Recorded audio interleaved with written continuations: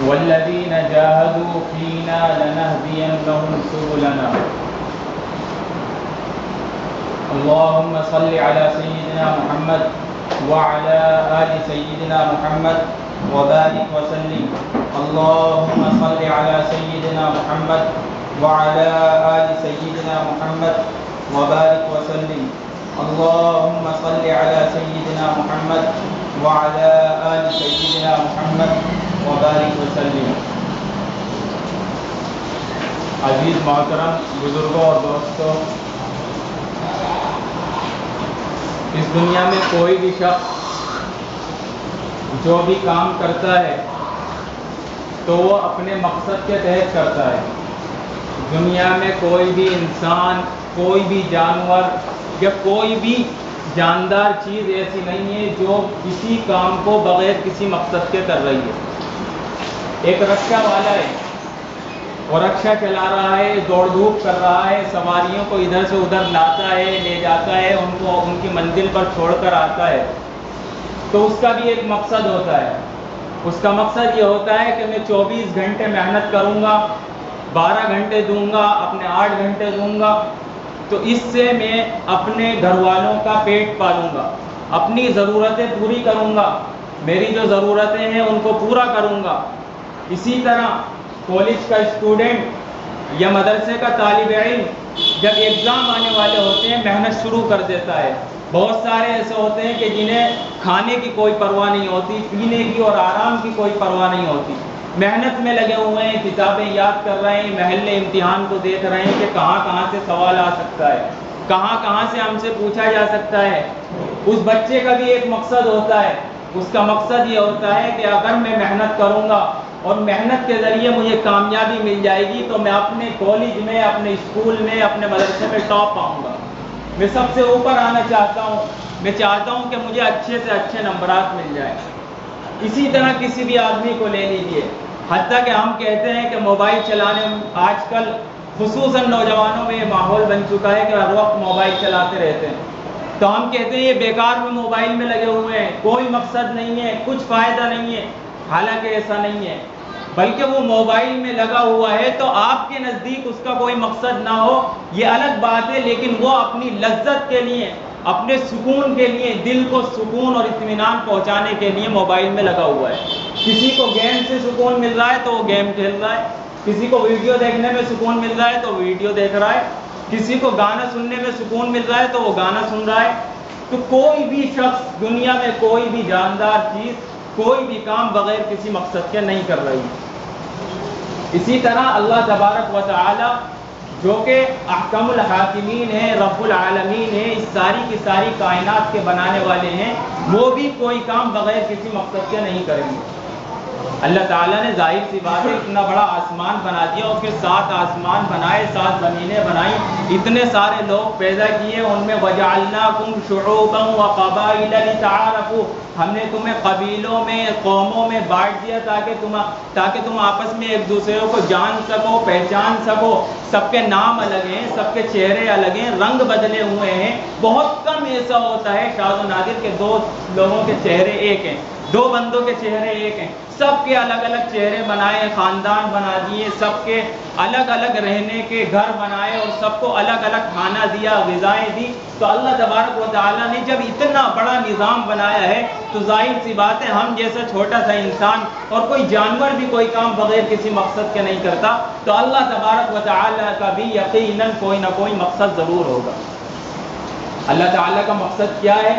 قرآن کریم میں اللہ تبارک و تعالیٰ نے ارشاد فرمایا ہے وَمَا خَلَقْتُ الْجِنَّ وَالْإِنسَ إِلَّا لِيَعْبُدُونَ، اے میرے بندو میں نے تمہیں کس لیے دنیا میں پیدا کیا ہے؟ یہ سوال تمہارے ذہنوں میں اٹھنا چاہیے، پیدا ہونا چاہیے۔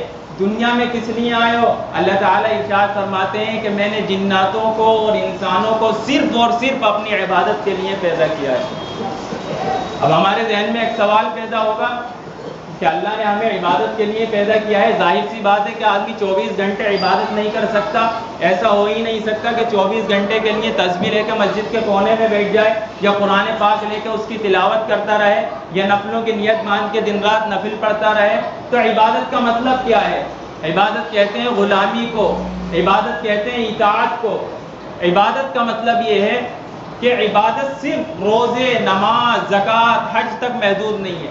اللہ تعالیٰ نے ہمارے نبی حضرت محمد عربی صلی اللہ علیہ وسلم کو ایسا دین دیا ہے کہ جو کامل اور مکمل شریعت ہے، جس میں بچے کے پیدا ہونے سے پہلے سے لے کر اس کے مرنے کے بعد تک کے سارے قوانین اور ضابطے بیان کیے گئے ہیں، سارے کے سارے رولز بیان کیے گئے ہیں کہ اگر بچہ پیدا ہو تو اس کے بعد کیا کرنا ہے، اس کے کان میں اذان دینی ہے، پھر وہ تھوڑا اور بڑا ہوا اسے کیا سکھانا ہے، کیا پڑھانا ہے، کس طرح اسے تجارت کرنی ہے، کس طرح اس کا شادی بیاہ ہونا ہے، کس طرح اسے اپنی ضرورتیں پوری کرنی ہے، سو کر اٹھا ہے تو پہلے کیا کام کرنا ہے، سونے جا رہا ہے تو کون سی دعا پڑھنی ہے۔ ہمارا دین ایسا ہے کہ اس میں کوئی بھی گوشہ مخفی نہیں رکھا گیا، ایک ایک قدم پہ شریعت نے رہنمائی کر دی ہے۔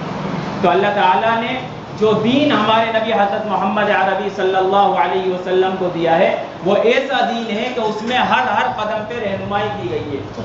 اب اگر اسی رہنمائی پر ہم عمل کر لیں، ہم اپنی تجارت کو سنت کے مطابق کر لیں، شریعت کے رولز کے مطابق کر لیں، اور شریعت کے احکام کے، اللہ کے آرڈرز کے مطابق اگر ہم اپنی تجارت کو کر لیں، اپنے کھانے پینے کو کر لیں، اپنے رہن سہن کو کر لیں، اپنی معاشرت کو کر لیں، اور ہمارا جو لوگوں سے ملنا جلنا ہے، لوگوں کے ساتھ بات چیت ہے، اگر ہم اس کو شریعت کے مطابق اور سنت کے مطابق ڈھال لیں تو پھر ہم 24 گھنٹے عبادت کرنے والے بن جائیں گے۔ پھر ہمیں ضرورت نہیں ہے کہ ہم لمبی نفلیں پڑھتے رہیں، اس لیے کہ ایک حدیث پاک میں آتا ہے، اللہ کے نبی جناب رسول اللہ صلی اللہ علیہ وسلم نے صحابہ سے پوچھا، میرے صحابہ غریب شخص کون ہے؟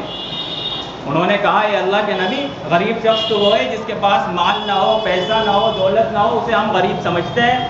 جس کے پاس جائیداد نہیں ہے، مکان نہیں ہے، بیچارہ فٹ پاتھ پہ سو رہا ہے، کھانے کے لیے پیسہ نہیں ہے، ہم اسے غریب سمجھتے ہیں۔ تو جناب رسول اللہ صلی اللہ علیہ وسلم نے ارشاد فرمایا، نہیں، غریب شخص وہ نہیں ہے، بلکہ میری امت کا غریب، فقیر اور کمتر شخص وہ ہے جو قیامت کے دن بہت لمبے لمبے نیک اعمال لے کر کے آئے گا، پہاڑوں کی برابر اس کی نیکیاں ہوں گی، اس نے تلاوت بھی بہت کی ہوگی، رمضان میں نیرے قرآن کے ختم کیے ہوں گے، اور عبادتیں بھی بہت کی ہوں گی، ہر وقت ذکر بھی کرتا ہوگا، لیکن اس نے کسی کو گالی دی ہوگی، کسی کو برا بھلا کہا ہوگا، کسی کو دھوکہ دیا ہوگا، کسی کے ساتھ خیانت کی ہوگی، کسی کے ساتھ جھوٹ بولا ہوگا، کسی کے ساتھ وعدہ خلافی کی ہوگی، تو یہ میری امت کا غریب شخص ہے، اس لیے کہ اس نے جسے دھوکہ دیا ہے، جس کی چغلی کی ہے، غیبت کی ہے، جس کے ساتھ اپنی تجارت میں دھوکہ دیا ہے، جس کا پیسہ اس نے ناجائز طریقے سے کھا لیا ہے، تو وہ شخص اس کی ساری نیکیاں لے لے گا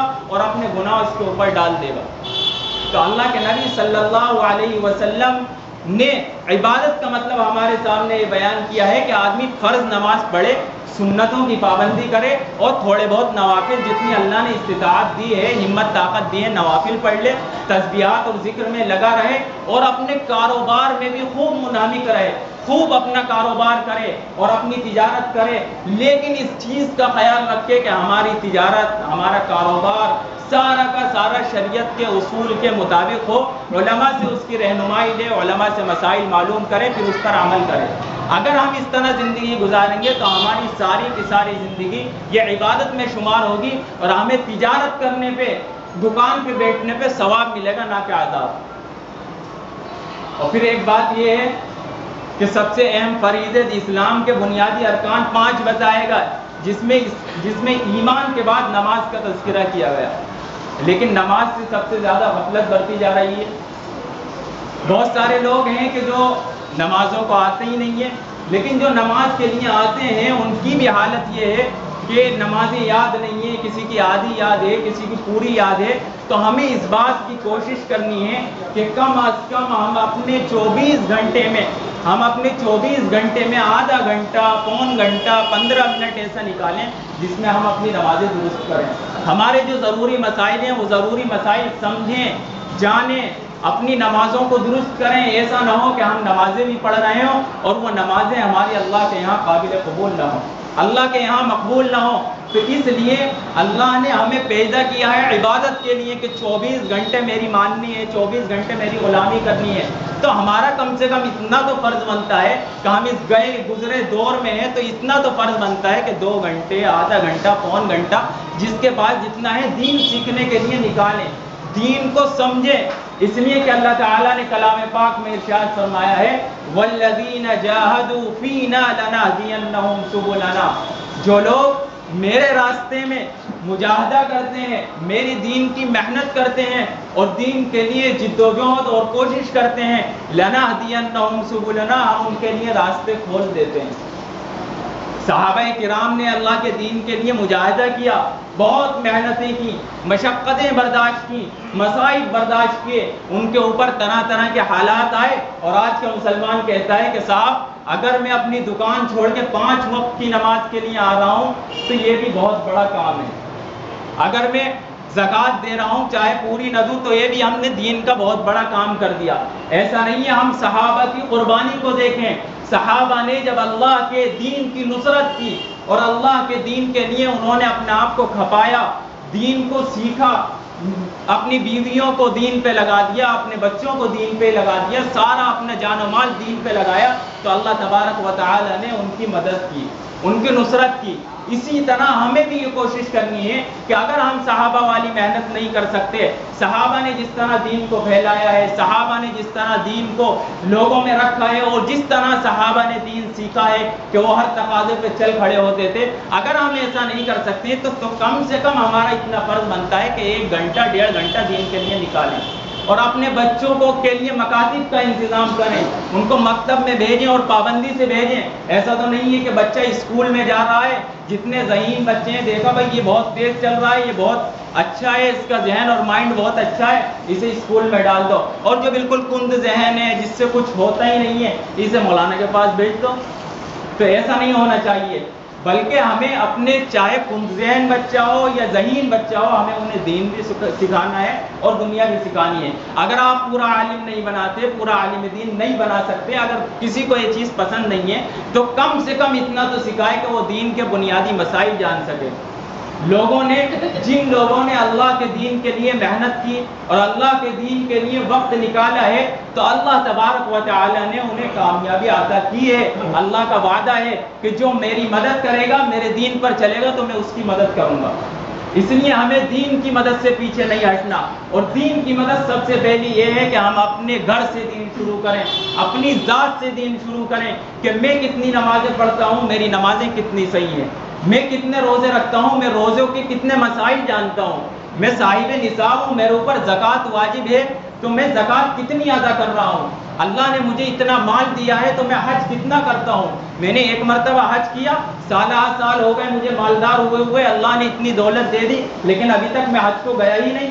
تو ہمیں اپنی ذات سے ابتدا کرنی ہے. اللہ کے نبی صلی اللہ علیہ وسلم نے فرمایا وَالرَّجُلُ رَاعٍ عَلَىٰ أَهْلِ بَيْتِهِ کہ آدمی اپنے گھر والوں کا ذمہ دار ہے، نگراں ہے، اس سے کل قیامت کے دن سوال کیا جائے گا، کل قیامت کے دن پوچھا جائے گا. اسی طرح گھر کی جو عورت ہے اس سے بھی قیامت کے دن سوال کیا جائے گا کہ تجھے ہم نے بچے دیے تھے، گھر کا انتظام اور کنٹرول تیرے ذمہ دیا تھا، بتاؤ تم نے اسے کیا دین سکھایا. اس لیے میرے بھائیوں ہمیں کوشش یہ کرنی ہے کہ ہم خود بھی اپنے دین سیکھنے کی ترتیب بنائیں اور پھر اپنے بچوں کو بھی دین پر لگائیں، اپنے بچوں کو دین سکھائیں. اگر ہم ایسا کریں گے تو انشاءاللہ دنیا میں بھی ہماری کامیابی ہمارا مقدر ہوگی اور آخرت میں بھی ہمیں کامیابی ملے گی. لیکن خدا نخواستہ اگر ہم نے ایسا نہ کیا تو حالات آپ کے سامنے ہیں کہ کس طرح کے عجیب حالات آ گئے ہیں. جن سنکھیا والا بھی قانون لایا جا رہا ہے تو یہ سب مسلمانوں کے لیے اور حالات اسی لیے آ رہے ہیں کہ ہم دین پر عمل پیرا نہیں ہیں. افغانستان کے حالات آپ دیکھ لیجئے، اب دوبارہ اسلامی عمارت، اسلامی مملکت وہاں لوٹ رہی ہے تو ساری دنیا کا کفر اکٹھا ہو چکا ہے. آپ لوگ نیوز سنتے ہوں گے، خبریں معلوم ہوں گی، ساری دنیا کا کفر وہاں لگا ہوا ہے اور اکٹھا ہو چکا ہے اسلام کے خلاف، مسلمانوں کے خلاف، اللہ کے نبی کے دین کے خلاف. اور ظاہر سی بات ہے جسے آتنکوادی کہا جاتا ہے یا دہشت گرد کہا جاتا ہے، ٹیررسٹ کہا جاتا ہے، اس کی تعریف کیا ہے؟ اس کو آتنکوادی مطلب کس چیز کا ہوتا ہے؟ اسلام امن و امان اور حفظ کا پیغامبر ہے. اسلام نے تو صرف امن کی تعلیم دی ہے. ایسا نہیں ہے کہ اسلام نے قتل و غارت گری کی تعلیم ہو، لیکن ایسا ہوتا ہے. اب یہی سن لیجئے کہ اسلام کے جو قوانین ہیں، جو رولز ہیں، آج کل یہ مسائل بہت اچھالے جا رہے ہیں. آپ لوگ نیوز سنتے ہوں گے، معلوم ہوگا کہ افغانستان میں اسلامی حکومت آئے گی تو چوروں کے ہاتھ کاٹ دیے جائیں گے. بھائی چوری اتنا چھوٹا سا جرم ہے، اس کا ہاتھ کاٹے جائیں گے؟ اگر کسی نے کسی کو قتل کر دیا ہے تو اسے قتل کر دیا جائے گا، سولی پہ چڑھا دیا جائے گا، کسی نے زنا کر دیا ہے تو اسے سنسار کیا جائے گا. تو ایسا نہیں ہے، ایسا تو ہوگا ہی. لیکن اللہ نے قرآن پاک میں ارشاد فرمایا ہے کہ ایک گنہگار کو اگر کسی نے قتل کر دیا ہے، اس گنہگار کو بچا لینا، اسے چھوڑ دینا، یہ ساری کی ساری انسانیت کا قتل ہے. چور کو اگر آپ چھوڑ دیں گے تو 10 مرتبہ چوری کرے گا، اور اگر آپ نے 2-4 کے ہاتھ کاٹ دیے تو پوری امت محفوظ ہو جائے گی، کوئی چوری نہیں کر سکتا. زنا کرنے والے کو اگر آپ سزا دیں گے تو پھر آئندہ زنا کا دروازہ بند ہو جائے گا. اسی طرح اسلام کے جتنے بھی قوانین ہیں ہمارے ذہنوں میں ان میں شکوک و شبہات بھی کبھی کبھی آنے لگتے ہیں. اور یاد رکھنا، ایک ہوتا ہے ذہنی ارتداد اور ایک ہوتا ہے زبانی ارتداد. زبانی ارتداد کا مطلب یہ ہے کہ انسان یہ کہنے لگے کہ میں اللہ کے رسول کو نہیں مانتا، اللہ کے دین کو نہیں مانتا، رسول اللہ کو نہیں مانتا. لیکن ذہنی ارتداد یہ ہے کہ طلاق ثلاثہ کا بل آیا اور وہ پاس بھی ہو گیا لیکن مسلمان خاموش رہے، اس لیے کہ مسلمانوں کو یہ دکھ رہا ہے کہ طلاق ثلاثہ والے معاملے میں عورت پر ظلم ہو رہا ہے. اور بھی جتنے بھی قوانین آ رہے ہیں مسلمان خاموش ہیں. ابھی کچھ لوگوں کا ہم نے انٹرویو سنا جن سنکھیا والے مسئلے پہ کہہ رہے ہیں کہ بھائی یہ تو سب کے لیے ہے، کوئی عام بات نہیں ہے.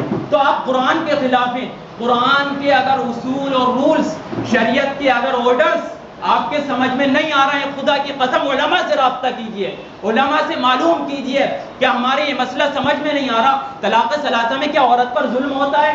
اسلام نے کیا عورت کو بندی بنایا ہے؟ اور اسی طرح چور کے ہاتھ جو کاٹے جاتے ہیں تو چور پر ظلم ہے. اگر قتل کرنے والے کو قتل کیا جاتا ہے تو یہ قتل کرنے والے پر ظلم ہے، قاتل پر ظلم ہے. اگر ہمارے ذہن میں اس طرح کے سوال آ رہے ہیں تو ہماری ذمہ داری ہے کہ علماء سے معلوم کریں، علماء سے رابطہ کریں اور پوچھیں. ورنہ خدا کی قسم رجسٹروں میں تو ہمارا نام اسلام اور مسلمانوں میں ہوگا کہ یہ محمد شاہد صاحب ہیں، یہ محمد راشد صاحب ہیں، مسلمان ہیں، لیکن کل قیامت کے دن ہم کافروں میں کھڑے ہوں گے. یہ ذہنی ارتداد جو ہے کہ ہم سارے جو رولز آ رہے ہیں اسلام کے خلاف لوگ بک رہے ہیں، ہم اسے صحیح سمجھ رہے ہیں کہ بھائی ہاں اسلام میں تو کٹرواز ہے، اسلام میں تو دہشت گردی ہے، اسلام میں تو جنگیں ہیں. تو ایسا نہیں ہونا چاہیے. ایسا نہ ہو کہ ہم مسلمانوں کے رجسٹر میں اور یہاں کے رجسٹروں میں ہم مسلمان ہوں لیکن قیامت کے دن ہم اللہ کے یہاں کافر کھڑے ہوں. تو ایسا نہ ہو.